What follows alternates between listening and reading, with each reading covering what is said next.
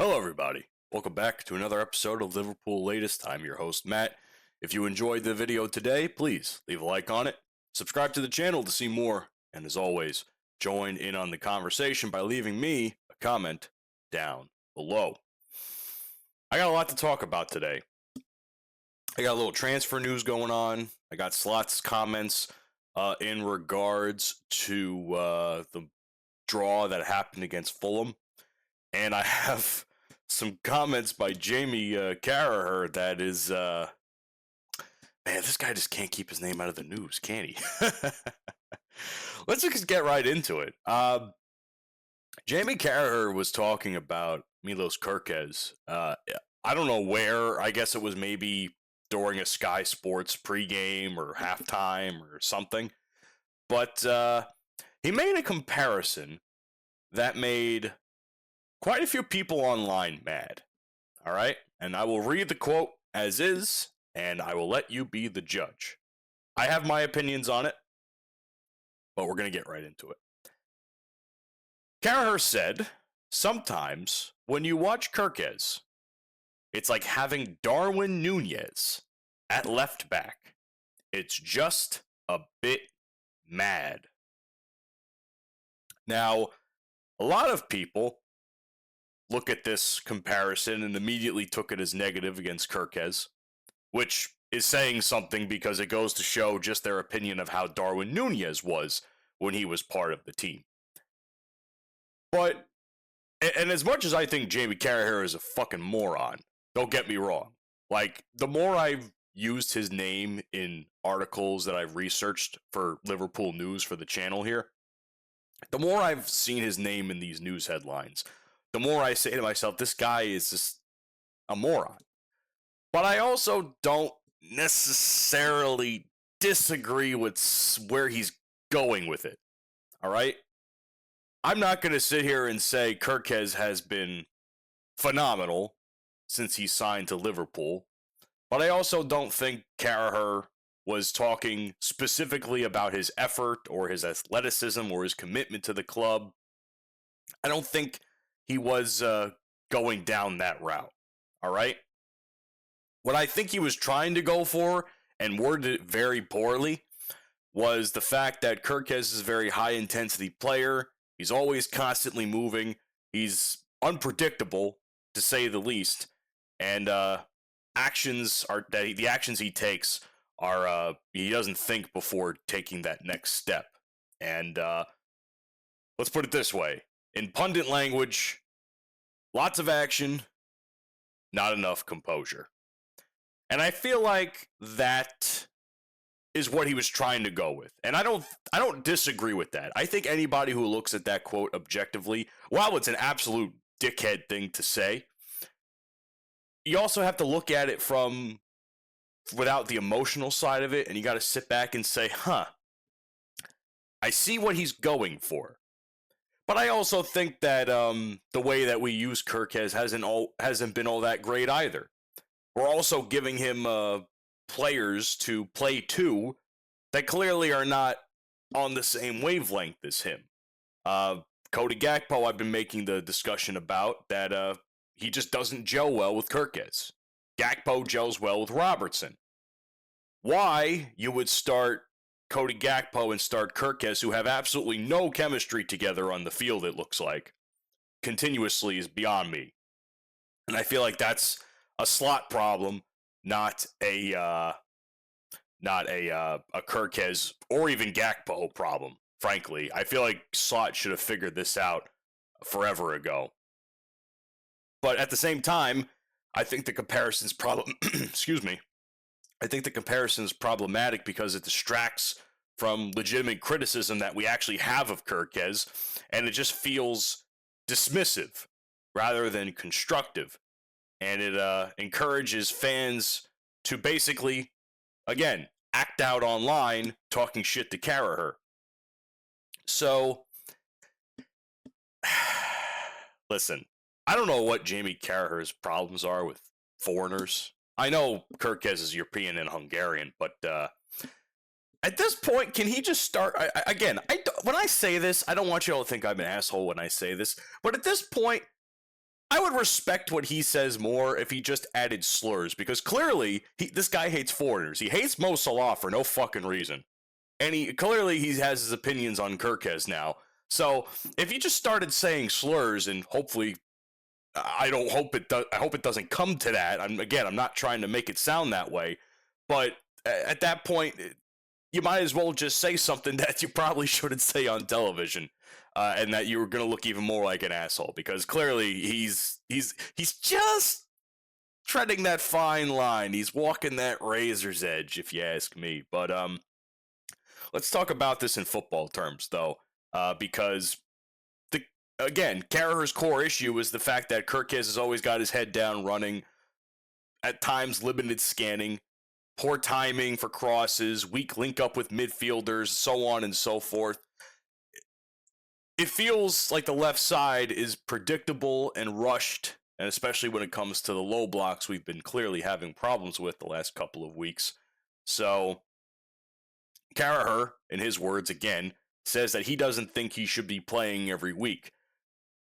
I think the fact that we're not playing Robertson enough is also kind of a problem, because, and you know what's weird? When I say this, I feel like when we were starting Robertson over Kirkez for those couple of weeks where we were having a bit of a rough patch, I feel like Kirkez got a little bit better after he came back and started starting a little bit more, or playing as a sub. Now, I feel like he's kind of reverting back a little bit to what he was playing like in the beginning of the season. So I'm not sure. Again, it might be chemistry with players. It might just be how he plays the game, which I think he needs to improve on a lot. To outright disrespect him and disrespecting a former player is a little bit out there, especially for Carragher, considering that Carragher did not have a Hall of Fame performance in his position, and has, 7 own goals? So Kirkez has 0. So that's all I really have to say about that situation. I think I understand where Carragher is coming from when you look at it from an objective point of view, but it's definitely, it comes off as a very dickhead thing to say, to be honest with you. Speaking of dickheads, let's talk about Baldy. Slot's message after our performance. Okay, but the outcome is still failing. That's basically the gist of everything he was saying. He believes Liverpool deserved more than a draw. Well, they certainly didn't fucking play like it. Once again, a very slow, monotonous game that eventually was just bad luck on a really, really great kick, and that led to a great goal. So, but either way, he says the frustration is not with effort or structure, but how easily Liverpool concede from rare opposition chances. Which is funny because we've had plenty of those over the course of this season, so I don't really, what are we doing to fix that problem? That's the point I'm trying to make here.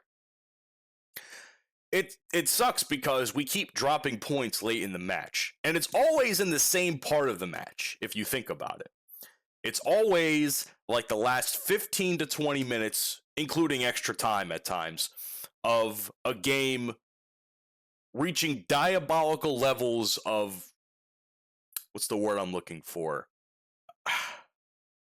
Just diabolical levels of, oh man, there is a word that is on the tip of my tongue, and I can't get it at the moment, but desperation.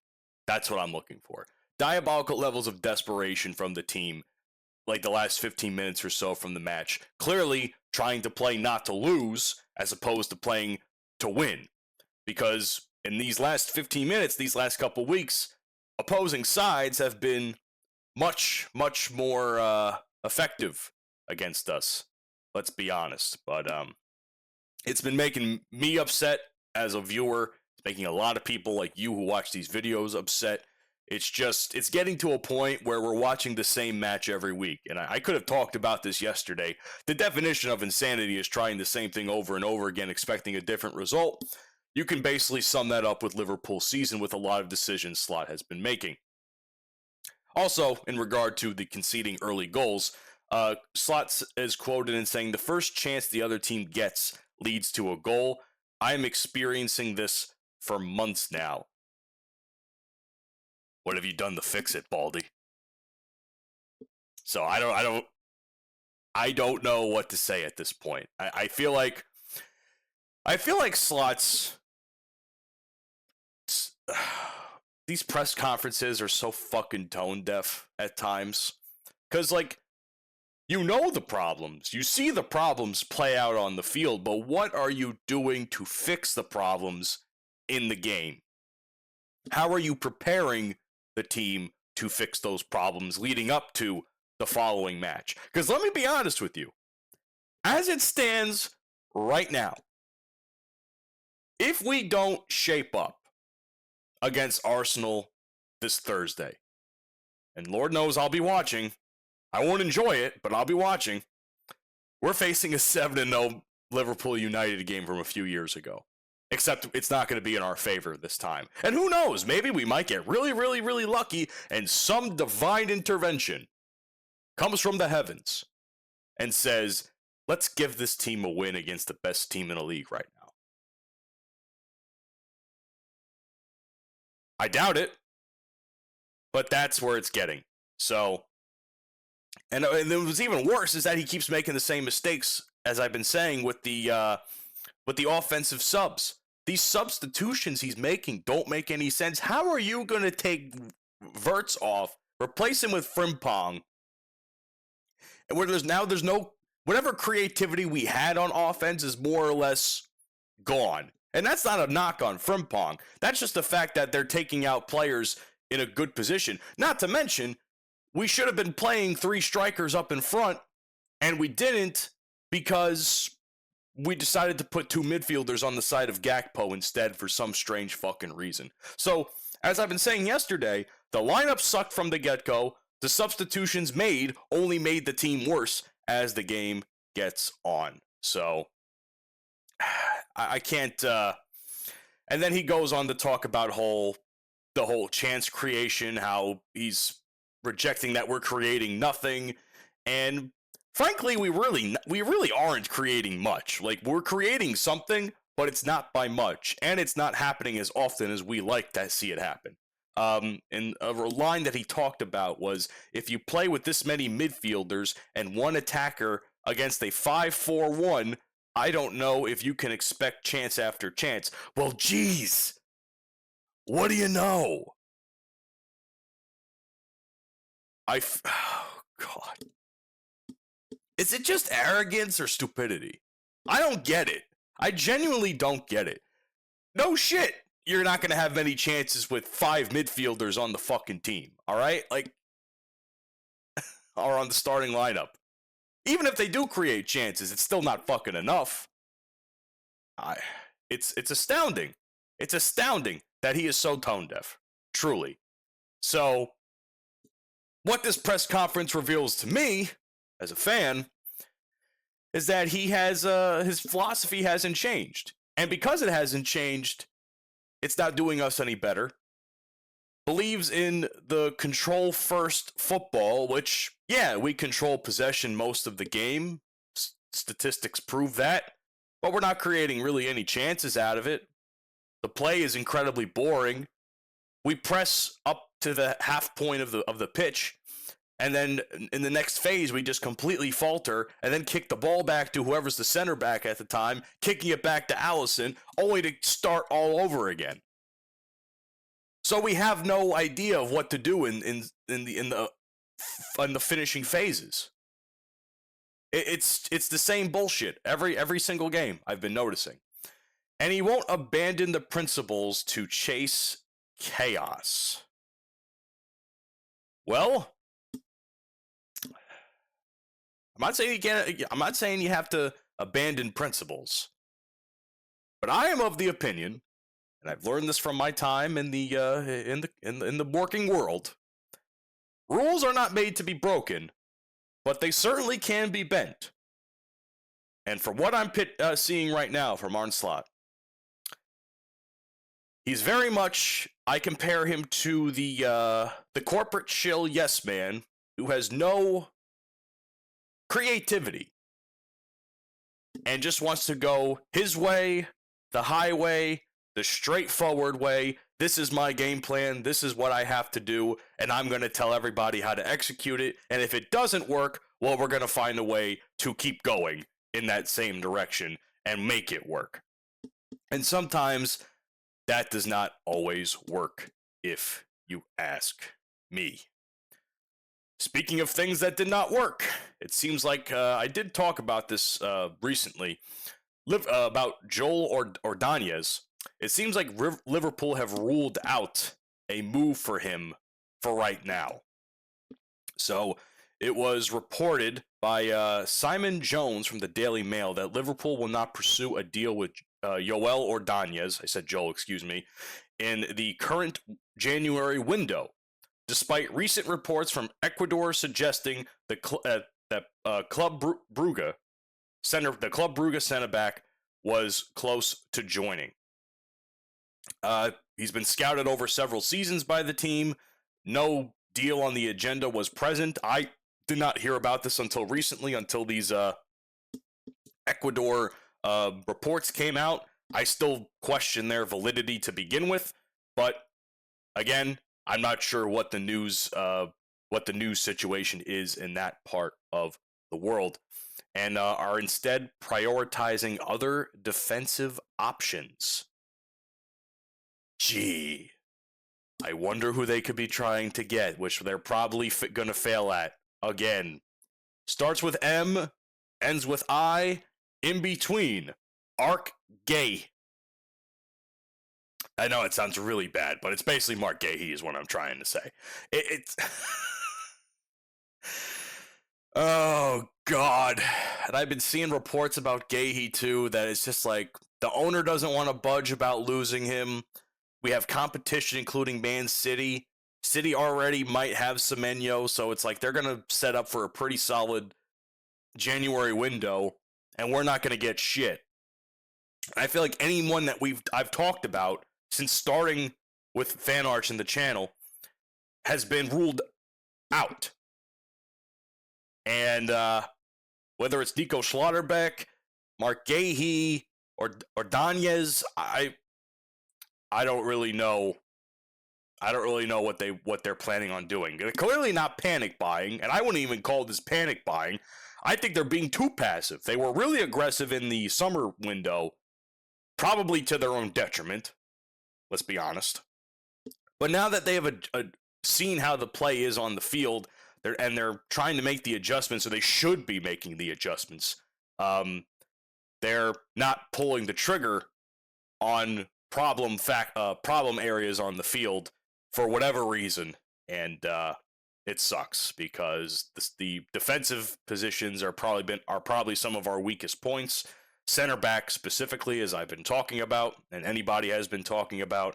So the fact that this is yet another defensive option slipping through our fingers, apparently, is rough. Which begs the idea. Now, you see on my screen, Ruben Amorim. At least that's how I think I say his name. Ruben Amorim was sacked by Manchester United this morning as I got to work. It wasn't too long after I started doing my research. I pulled up, said Ruben has been sacked. I sat there and honestly a little bit of shock. And I want to make this a whole haha, let's laugh at United for having yet another manager slip through their fingers and have another horrible season. But let's also think about this objectively, all right? The immediate reaction from Liverpool fans was, how can Chelsea sack their manager and Man United sack their manager, and we still have Slot? Slot is holding on by a thread. He better watch his job. He's going to get sacked. The whole 9 yards. Anything you can imagine that's been said about putting Arne Slot on the unemployment line after this news this morning has been said, and I have probably read it. And you have probably read it too. But here's my problem. United and Liverpool are not the same team. They are not the same structure as an organization. For better or worse, I don't see that happening, of us sacking Arne Slot, this, at least right now. Especially with the pressure of Amorim being sacked this morning. Because let's be honest, United are riddled in chaos. And ever since I've been a fan of football, and I've been following it more intensely as I have in years past, all I've heard from people that I know that I'm friends with that are United fans, somehow I get along with them, is the structure, the corporate structure and the ownership is the problem. They need to sell the team, but nothing's going to happen. And clearly, once again, they're proven right, because United is an absolute fucking mess. And we might be in a crisis, but we're not ran like shit. So as much as Ruben Amorim's sacking wants all of us to hope that Slot is the next on the chopping block, I highly doubt that that is going to happen, especially right now. If there is any, and I mean any scenario where where this sacking indirectly matters to Slot himself, it increases the availability of any managers on the market. Why the fuck would we want Ruben Amorim? I have no idea. That's a report that I see, or that's something I've been reading that's like, oh hell no. Oh hell no. I don't want nothing to do with him. And it slightly raises the bar for year 2 progression. What that means, I have absolutely no idea. I guess maybe year 2 in Arne Slot? Maybe. But we're already in year 2 and we're already fucking absolute dog shit. So I don't really know why this is why that's even mentioned. But it does not create any pressure on us right now, because Liverpool, and their infinite wisdom as an organization, and FSG and their infinite wisdom, will only reassess Slot if there's a tactical regression that becomes blatantly obvious. I don't know what they're watching on the field, but I think that's pretty obvious. Dressing room confidence eroded. Let's see. Comments by both Mo Salah and Alexis McAllister. That's saying something. Results collapsed and performances follow. Winning the league in his first year, starting off pretty good but still looking a little poor, having a dog shit fall, continuing to have a dog shit winter, no changes made in January so far. I don't know how FSG backs Slot. I don't. I am, if he makes it through the whole season, I will be shocked. I really will be. I would be shocked, but I also wouldn't entirely be surprised either. Because there are managers and there are coaches I've wanted fucking fired from my teams forever. I think I made the comparison to Aaron Boone maybe once or twice in the past for the New York Yankees. Too analytical, makes piss poor decisions, somehow still has a job with the team all these years later. So he's got something on him. He's got something to keep his job. Slot might be the same, for better or worse. So we might be sticking with Baldy a little while longer than any of us would like. So that is today's episode of Liverpool Latest. Thanks for joining me today. I appreciate you being here. Leave a like, subscribe on the video, and leave a comment with your thoughts down below. I would love to read them for sure, especially in regarding to some of the Slot comments I made. I want to know what your thoughts are, because I want to see just how I want to see the differentiation in opinions on Slot over this particular situation, especially with now Amorim being sacked. So feel free to chime in on the comments. I would love to hear them. Thanks for watching, and I guess you'll never walk alone.